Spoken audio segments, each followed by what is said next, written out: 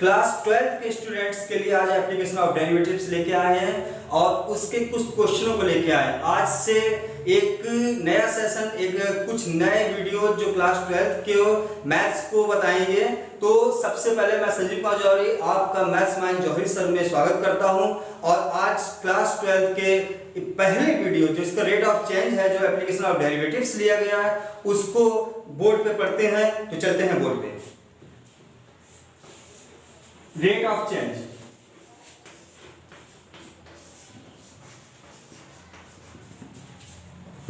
जैसा कि रेट से ही आपको स्पष्ट है कि यहाँ पे रेट यानी टाइम, तो रेट जो यहाँ फाइंड आउट करना है आपको, तो दो क्वांटिटी पे रेट डिपेंड करता है। रेट ऑफ चेंज यहाँ पे दो क्वांटिटी दी गई है, जिसमें आपको x और y क्वांटिटी है और x और y क्वांटिटी आपको बताती है एक क्वांटिटी की किस रेट से बढ़ रही है, और ये क्वांटिटी डिपेंड करती है सेकंड क्वांटिटी पे। तो रेट ऑफ चेंज में आपको चेंज जो मिलेंगे उसमें एक पॉजिटिव चेंज है,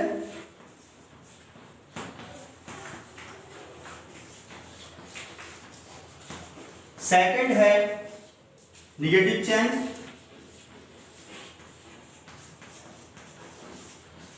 और थर्ड आपको मिल जाएगा जीरो चेंज। तो सबसे पहले इस पे हम डिस्कस करेंगे पॉजिटिव चेंज को। तो देखते हैं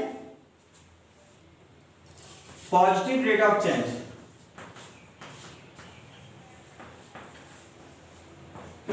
तो जैसा कि हमने पहले डिफिनेशन में बताया कि ये दो क्वांटिटी पे डिपेंड करता है,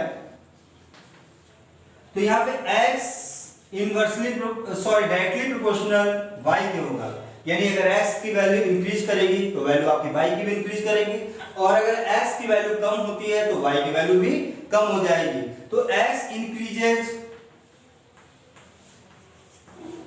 व्हेन y इंक्रीजेज।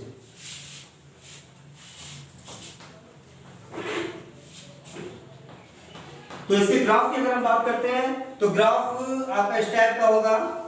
ये ओरिजिन पॉइंट है, यहां पे 1 2 3 4 इस तरह से हमने हॉरिजॉन्टल लाइन पे पॉइंट शो कर दिए, और ठीक इसी प्रकार से वर्टिकल लाइन जो जिसे y एक्सिस भी बोलते हैं उस पे भी आपने पॉइंट शो कर दिए। तो आपका जो इंक्रीजिंग है यानी जो पॉजिटिव रेट ऑफ चेंज है, उसमें क्या है, ग्राफ लगातार बढ़ता चला जाएगा। जैसे कि ग्राफ आपका इस टाइप से ऐसे चला जाएगा।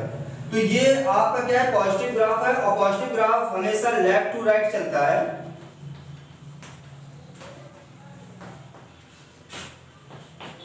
ये डिपेंड करता है वैल्यू x और y पे। अगर कोई भी एक वैल्यू बढ़ती है तो दूसरी वैल्यू का स्वतः ही बढ़ जाना पॉजिटिव ग्राफ को आपको शो करता है, पॉजिटिव रेट ऑफ चेंज को शो करता है। तो अब देखते हैं निगेटिव चेंज।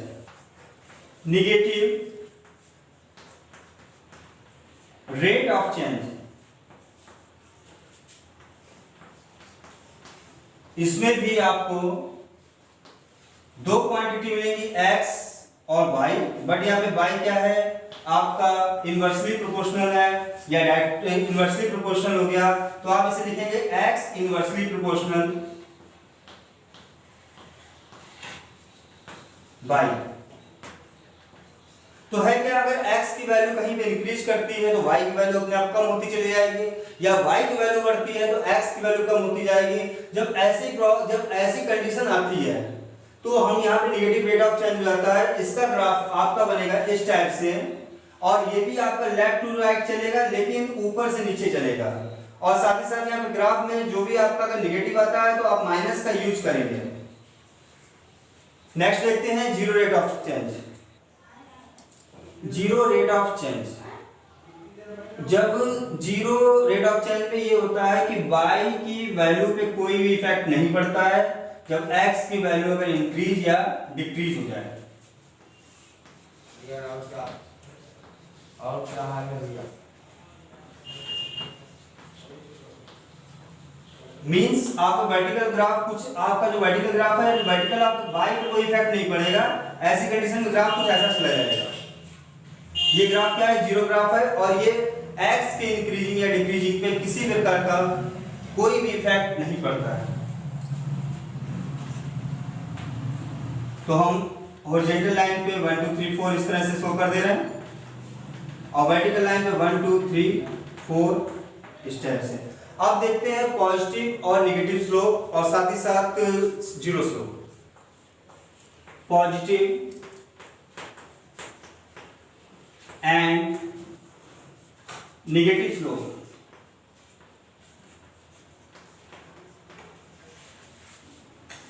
स्लोप मीन्स होता है ढाल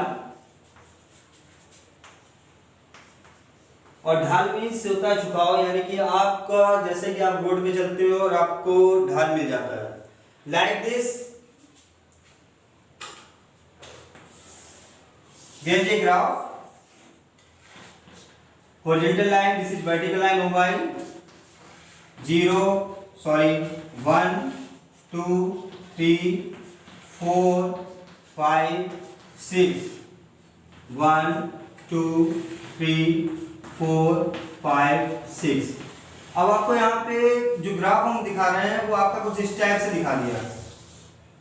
तो ये जो स्लोप जा रहा है देख रहे हैं अभी बढ़ता हो जा रहा है, तो this is called increasing. Increase हो रहा है या इंक्रीजिंग स्लोप है, ये इंक्रीजिंग स्लोप है। यहां पे किसी तरह का कोई भी इफेक्ट नहीं पड़ रहा है, this is called zero slope. और आप ये देख रहे हैं उसके बाद ये लेफ्ट से राइट होता हुआ जा रहा है जिसको आप बोलेंगे डिक्रीजिंग।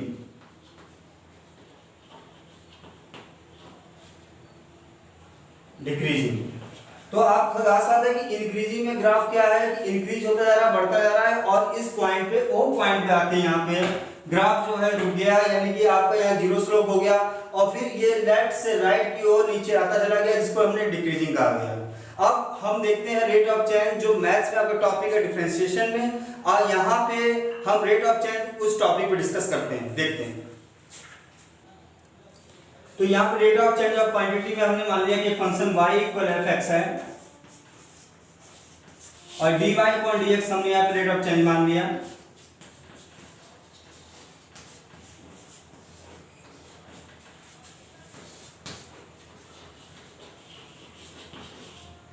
साथ ही साथ हमने क्या मान लिया कि दो टर्म्स है, f(x) इक्वल दिया है f(x) terms and y equal मान लिया हमने gx। तो function of fx and function of gx यहाँ पे दो फंक्शन वाले हैं। अगर हम रेट ऑफ चेंज हमने पहले आपको बताया कि dy dx है, लेकिन रेट की बात करें तो x/t हम ये कह सकते हैं कि dx/dt। ठीक इसी प्रकार से dy/dt आ जाएगा ये। तो क्योंकि हमको लिखना है रेट ऑफ चेंज dy/dx की फॉर्म में, तो नॉर्मल सी बात है हम यहाँ लिख सकते हैं dy/dx, और अगर हम इसको dy/dx को dt से डिवाइड कर दें लाइक दिस, तो इसको आप लिखेंगे dy/dx dy/dt आ जाएगा और इसको लिख देंगे dt/dx।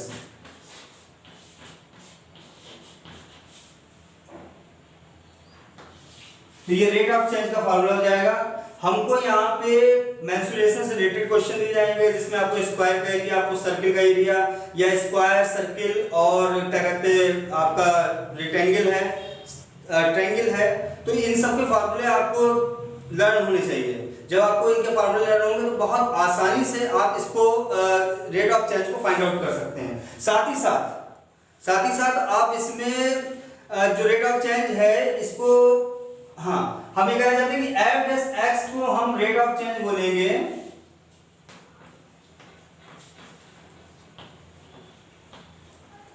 f(x) का। ठीक है, आगे देखिए कुछ example. Question, the side of A square is increasing at the rate of 0.2 centimetre पर सेकंड। देखिए यहाँ पे जो भी क्वेश्चन है उससे सेंटीमीटर पर सेकंड या मीटर पर सेकंड या सेंटीमीटर क्यूब पर सेकंड, अगर ये वॉल्यूम दे रखा है, अगर एरिया दे रखा है तो सेंटीमीटर स्क्वायर पर सेकंड, यानी पर जो अपॉन में सेकंड है वो सिर्फ रेट को शो करता है, रेट ऑफ चेंज को, कि रेट किस रेट से चेंज हुआ है, एरिया किस रेट से चेंज हुआ, या साइड किस रेट से चेंज हुआ, वॉल्यूम किस रेट से चेंज हुआ, उसके लिए इसकी यूनिट सेंटीमीटर पर सेकंड, क्योंकि हमने पहले आपको बताया dx/dt, अपॉन में जो dt है उसकी बदौलत, उसके कारण यहाँ पे सेंटीमीटर पर सेकंड है। खैर अब देखते हैं कि the side of A square side of square जो चेंज होता है 0.2 सेंटीमीटर पर सेकंड। अब साइड है, एरिया तो नहीं है, तो साइड है, इसकी वजह से यहाँ पे सेंटीमीटर पर सेकंड है। तो सबसे पहले side of the square x equal होता है, x लेट कर ले रहे हैं हम यहाँ कि वो 0.2 सेंटीमीटर पर सेकंड है। देखिए ध्यान से, जब सेंटीमीटर पर सेकंड हो तो ये x ना होकर dx/dt हो जाएगा। अब आपसे कहा जा रहा है कि find the rate is increase of the parameter, कि जो पैरामीटर इंक्रीज हो रहा है उसका रेट क्या होगा। पैरामीटर, तो पैरामीटर ऑफ स्क्वायर हम अच्छी तरह से जानते हैं, parameter of square equal 4 into side होता है, यानी P इक्वल 4 और साइड में x मान रखिए, क्योंकि हमारे पास dx/dt है और हमसे पूछा गया rate of increasing of the parameter, कि पैरामीटर का रेट क्या होगा। तो पैरामीटर हमारा p बराबर 4x है, इसका मतलब हमें इसको डिफरेंशिएट करना पड़ेगा, differentiate on both side 4d/dx x, तो dp/dt इक्वल हो जाएगा 4 और d/dt हो जाएगा dx/dt आ जाएगा। आपको dx/dt की पहले ही वैल्यू दे रखी है, इक्वेशन 1 बना देंगे इसको, dx/dt दिया है 0.2, तो आपके पास आ गया dp/dt इक्वल 4 और dx/dt जिसके प्लेस पे वैल्यू आ जाएगी 0.2, तो यहां पे आ जाएगा 8 यानी 0.8 सेंटीमीटर पर सेकंड। ये आपका आंसर हुआ। आगे अगला क्वेश्चन देखते हैं। तो नेक्स्ट क्वेश्चन है, a particle moves along the curve 6y equal x square plus 2. Find the point on the curve at which the y coordinate is changing 8 times as fast as. as fast as मतलब तेजी से, यानी कि यहाँ पे rate तो पूछा ही गया है। First as the coordinate x coordinate, तो सबसे पहले पार्टिकल जो मूव्स करता है किसी कर्व पे, वो कर्व आपको दे रखा है equation of curve 6y = x² + 2, और सेकंड जो मेन पार्ट है क्वेश्चन के अंदर वो है y कोऑर्डिनेट 8 टाइम्स है किसके चेंज, किसके अकॉर्डिंग, x कोऑर्डिनेट के।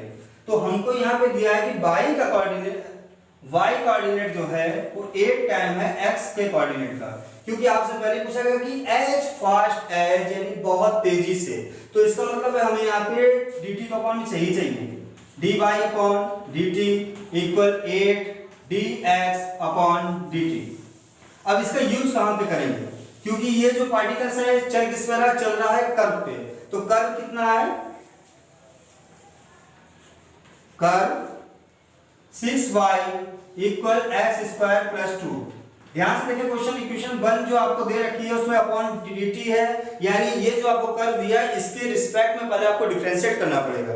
तो आपके पास जो इक्वेशन है 6y = x² + 2, आप इसका डिफरेंशिएट कीजिए, यानी कि d/dt y = d/dt x² + d/dt 2।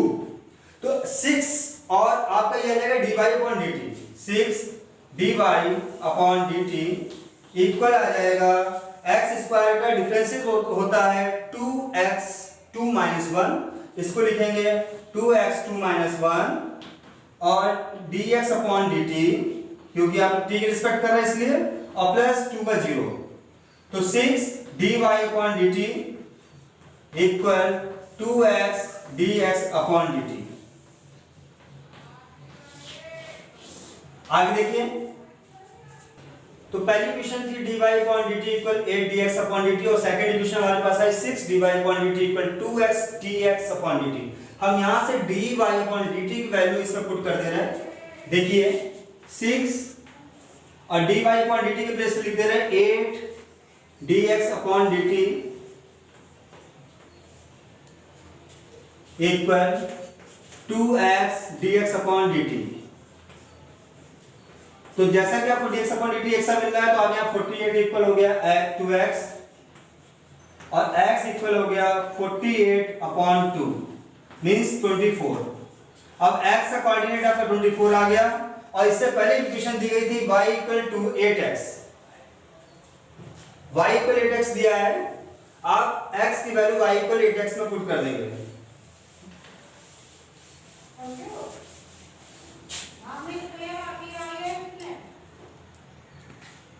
तो x की वैल्यू 24 आई, y इक्वल हो गया 8x, 8 into 24, 4 is 32, 16, 19, 192। तो x और y की कोऑर्डिनेट आपको मिल गए 24 और 192। इसके साथ एक क्वेश्चन और देखते हैं जिससे कि हम इस टॉपिक को और अच्छी तरह से समझ सकें। At this point on the ellipse 16x square plus 9y square equal 400, there is the ordinate decreases the rate of which abscissa। तो यहाँ पे एब्सिसा ऑर्डिनेट क्या होता है, सबसे पहले आप समझ लीजिए। कोऑर्डिनेट में चलते हैं हम लोग। तो कोऑर्डिनेट होते हैं आपके x एंड y, जिसमें x आपका एब्सिसा है, एब्सिसा, और y आपका ऑर्डिनेट है। तो यहां पे इन्होंने कहा है कि ऑर्डिनेट यानी y जो ऑर्डिनेट है वो डिक्रीज हो रहा है एब्सिसा में। तो यहां पे आ जाएगा dy अपॉन, अगर हम dt करते हैं तो आपको मिल जाएगा dx माइनस का dx अपॉन dt। अब इस वैल्यू को आप इक्वेशन 1 मान लीजिए और इस इक्वेशंस की जो वैल्यू है आप इसमें पुट करेंगे, लेकिन सबसे पहले इसको भी dx अपॉन dt की फॉर्म में चेंज करेंगे। तो देखते हैं आगे। तो पहले इक्वेशन आपकी आ गई थी dy upon dt equal minus dx upon dt, और सेकंड इक्वेशन है 16x square plus 9y square equal 400। आप इसका डिफरेंशिएट कर दें तो 16 d upon dx x square plus 9 d upon dx y square equal d upon dx 400। देखिए यहाँ पे x स्क्वायर है तो इसका डिफरेंशिएट इससे पहले भी हमने क्वेश्चन में किया था।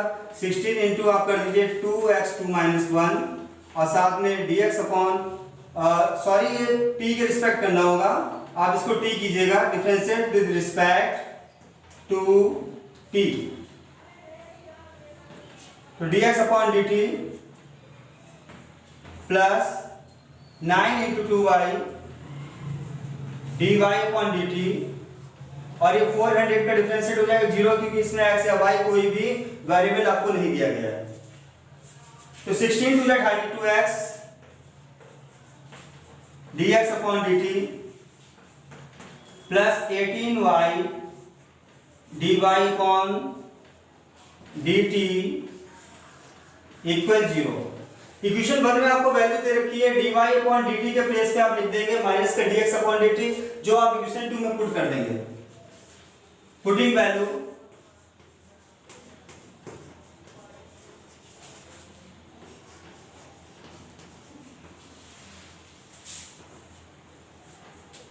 Equation 2 from equation 1। तो आपके पास जो 1 इक्वेशन है 32x और dx upon dt, second equation में dx अपॉन dt जगह लिख देंगे माइनस का dx अपॉन dt तो ऐसे रखेंगे, प्लस आपके पास जो 18y है dy अपॉन dt के प्लेस पे लिख देंगे minus dx upon dt, minus का dx अपॉन dt इक्वल 0। अगर इसमें से हम dx अपॉन dt कॉमन ले लें तो आ जाएगा 32x plus minus minus 18y, और अगर हम dx अपॉन dt को मान लें कि 0 नहीं है तो 32x प्लस 18y इक्वल 0, या 32x माइनस का 18y, या फिर x इक्वल माइनस का 18 अपॉन 32y।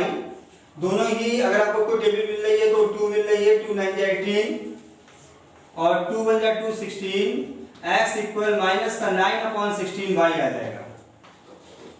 जो आपको वैल्यू मिली है ये वैल्यू आप इक्वेशन ऑफ इलिप्स में पुट कर दीजिए इसमें। तो putting value x in equation, इसको सेकंड मानो फिर आप और इसको थर्ड मान लीजिए। Putting value x in equation second,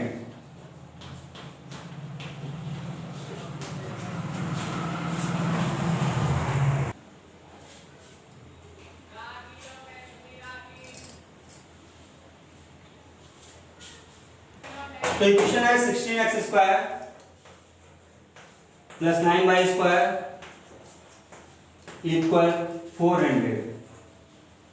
x के प्लेस में लिखिए 9/16 माइनस का y प्लस 9y² इक्वल 400। 16 से 16 कैंसिल कर दीजिए यहाँ पे, सॉरी क्योंकि स्क्वायर है, इसको जैसे एज इट इज लिखा रहने दीजिए।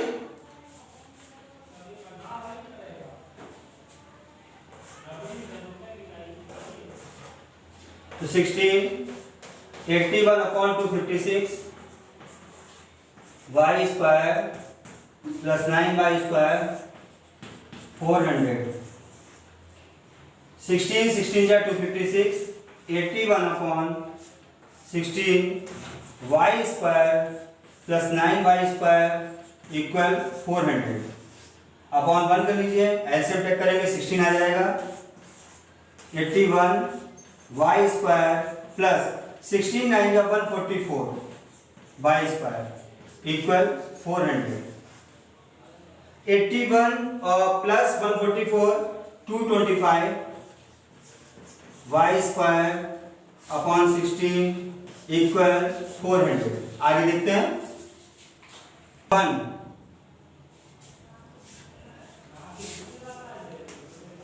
225 y² equal 400 into 16 y² 400 into 16 upon 225 25 9 जा 25 16 जा y² आएगा अंडर रूट में 16 इंटू 16 अपॉन 9 मीन्स 16/3 और वो भी प्लस या माइनस का y की वैल्यू आ गई। और y की वैल्यू किसी भी इक्वेशन में पुट कर देंगे, एक इक्वेशन से पहले दिए उसको देखेंगे। तो y की वैल्यू अगर हम y पर रखते हैं 16/3 तो x की वैल्यू आ जाएगी इक्वल -9/16 इंटू 16/3। x की वैल्यू हो गई -3। कब? जब x आपने y की वैल्यू रखी 16/3 यानी -3 और आ जाएगा 16/3 कोऑर्डिनेट आ जाएगा इसका। ठीक इसी प्रकार से अगर हम रखते हैं y इक्वल माइनस का 16/3 क्योंकि अंडर रूट से जब आप वैल्यू निकालेंगे तो प्लस माइनस दोनों में होगी। पहले हमने पॉजिटिव रखी, आफ्टर डेट हमने नेगेटिव वैल्यू रख रहे हैं। तो यहाँ पे x इक्वल हो जाएगा